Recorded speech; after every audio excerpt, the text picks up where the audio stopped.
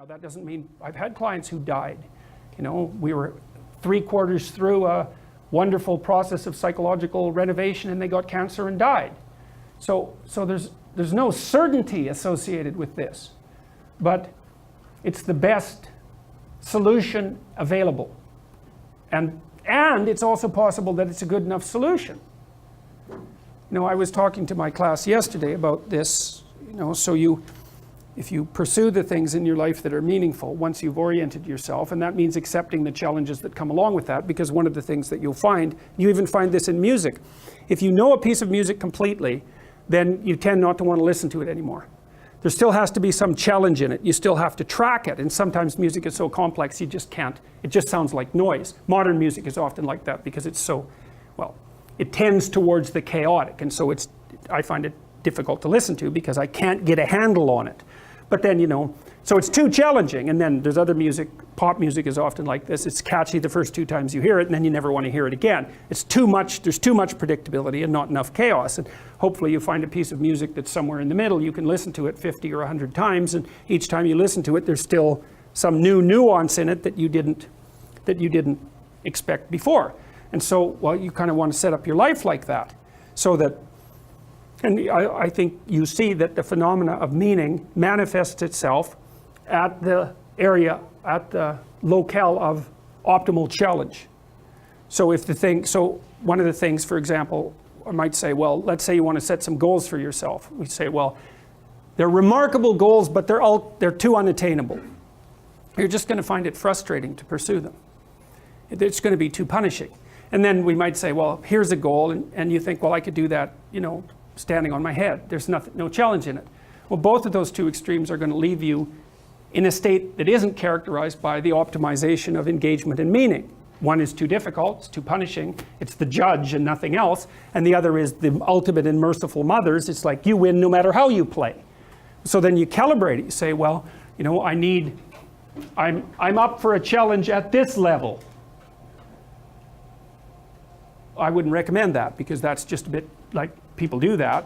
You might want to investigate your character in detail and decide, you know, what's going on at this level of analysis. That's pretty harsh, but you can certainly continually retool yourself at more micro levels, and I think what you do is you pick the level of retooling that optimizes your willingness to be engaged in it. And then what's so interesting about that is that, I think, is that you get the benefits of perfection, so to speak, while still being imperfect. Your actual imperfection has nothing to do with it. What's relevant is the journey that you're undertaking to rectify the imperfection. So instead of aiming to be the entity without flaws, you're aiming to be the entity that continues to realize its flaws and overcome them. Well, that's a game you can play forever. And that's maybe the ultimate in being an unflawed entity. It's something like that. So I want to show you some pictures that I think are associated with that. So this one, to begin with, this is an absolutely amazing picture, I think. So this is Berthold Furtmeyer, Tree of Life flanked by Eve and Mary Ecclesia. And this, in some sense, this picture summarizes the biblical stories in one picture, that's pretty amazing that a picture can do that. And so let me explain the picture a little bit. So the first thing you see here is that this is the tree of life. And so it echoes the tree of the knowledge of good and evil. But this is post-fall. So we interpreted the story of Adam and Eve already. It's that human beings became self-conscious. They discovered death. They discovered morality. It was all a consequence of interacting with the fruit and the snake, something like that. And you can read that as an evolutionary tale. You can at least read it as a representation of the emergence of self-consciousness in human beings. And so what does that mean? Well, it means that the apple, in some sense, was equivalent to death. And that's what you see here. You see Eve is picking fruit from the tree here. But the fruit it's on the skull side of the tree. And so Eve, it's the vulnerability of Eve. She's naked there and displayed to the world. It's the vulnerability of Eve. That's one way of thinking about it. It was the vulnerability of Eve that was the catalyst to the development of human self-consciousness. And I think that that's true. It seems to be a reasonable proposition. And so Eve's relationship with the fruit and the snake doomed human beings to the realization of mortality. That's what this side of the picture represents. And so it's a catastrophe, and it's associated here with the snake and the fruit. It's human beings' attempts to understand how it is that they emerged into a self-conscious world. Okay, so fine. So this is on the fall end of the story, and this is on the solution end of the story. Now what you see here, there's a skull there, and there's a crucifix here. And you see there's all these little fruits on this tree. So it's the apple of death that Eve is handing out on this side, and it's the host that plays a role in the cannibalistic rite that's at the center of Christian ritual, that Mary, as the church, is handing out as a medication for this. So she's handing out the antidote. Well, what's the antidote? Well, it's a strange thing. It's associated with this crucifix.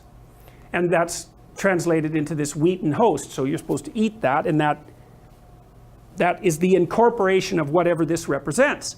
Well, the question then is, what does that represent? It's a symbol of suffering, obviously. It's a symbol of the ultimate in suffering. It's the weirdest thing, because the picture proposes that to ingest the ultimate in suffering is to simultaneously ingest the antidote to the catastrophe of the knowledge of death.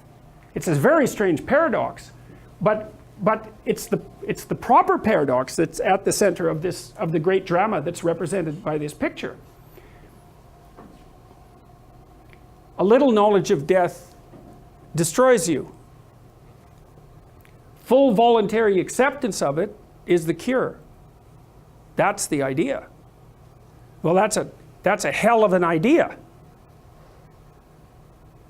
It's not only to accept it is simultaneously, in some sense, to take responsibility for it. Because you don't take responsibility for things that you don't accept.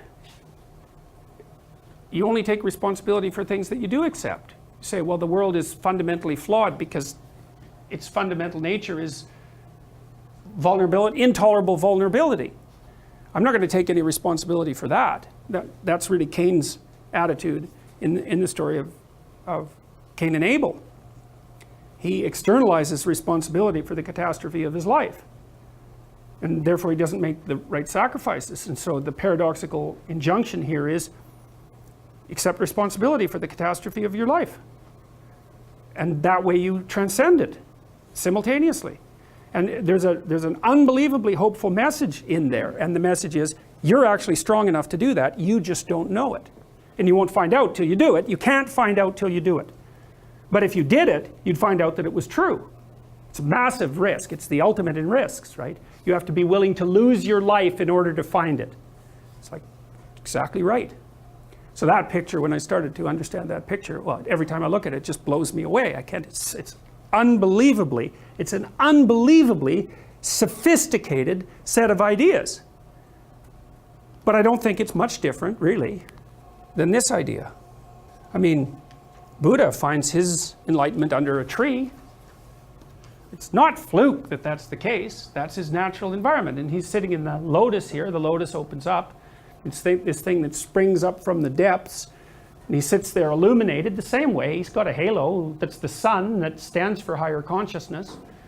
And he's transcended by accepting the fact that life is suffering.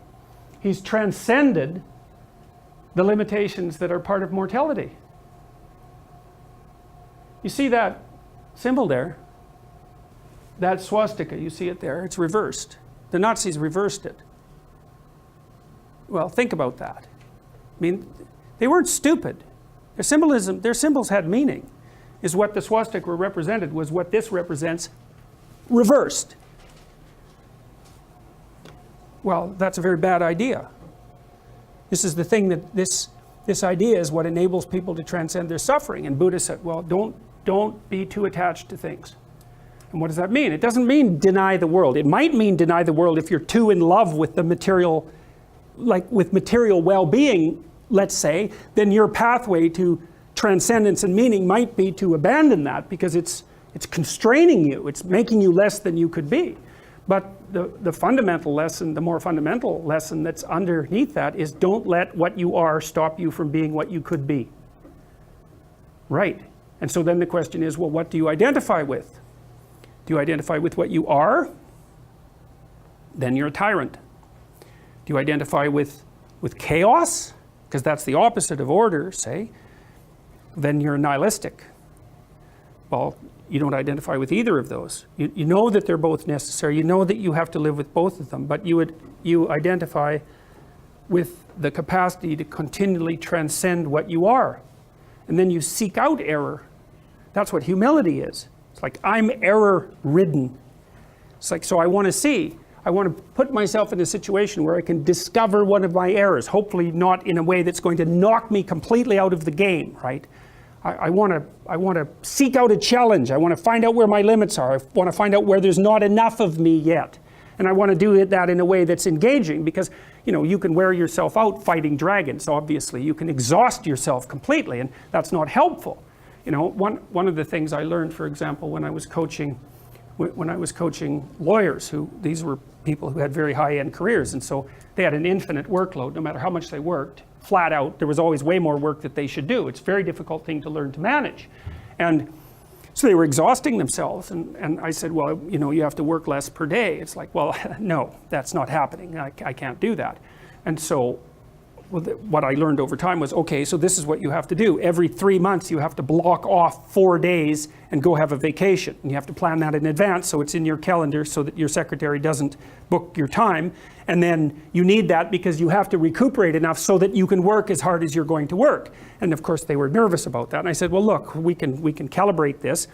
Let's keep track of your billable hours over the next year and see if they increase or decrease. Because I bet you if you take more time off, you'll actually have more billable hours. You'll actually have your cake and eat it too. You'll get to have a vacation and you'll be more productive. And that inevitably, that was what happened. And so that's a matter of calibrating the game properly, right? You want to play a game that you can play today, but also one that you can play next week and next month. We're not talking about, your career this week. We're talking about you having a career that lasts 30 years, that doesn't kill you, that doesn't make you hate yourself or the job, that doesn't make you bitter, that doesn't wear you to a frazzle. So it has to be optimized. And so I think that you can, in fact, decide to take on the load that's optimally meaningful if you want, and then you get to have your cake and eat it too. You're on the pathway to continual incremental improvement. You only have to burn off a feather at a time instead of having the whole bloody thing burst into flames. But it's a constant source of renewal. And there's an idea that to be renewed, you have to drink the water of life, right? That's an old mythological idea. And what's the water? The water of life, chaos is water. Water is chaos. Water is what washes away too much order. And to stay continually, let's say, refreshed by the water of life is to take on exactly the right amount of chaos to make sure that your garden is properly nourished. And I think meaning is actually the marker of that. And as I said, that I wouldn't consider myself either naive or a particularly optimistic person. I don't think I'm either of those. But this is actually an idea, this is one of the only ideas that I've ever found that I really believe to be rock solid. I actually think that it's true. And it's very optimistic because it says you can use your sense of meaning to calibrate your progress through life. But there's rules. You have to aim at the highest possible good that you can conceive. Now, and that's subject to update, because what the hell do you know? But you start by aiming at the star you can see rather than the dimmer one that you can't yet perceive. And then you decide that you're going to do that honestly, right?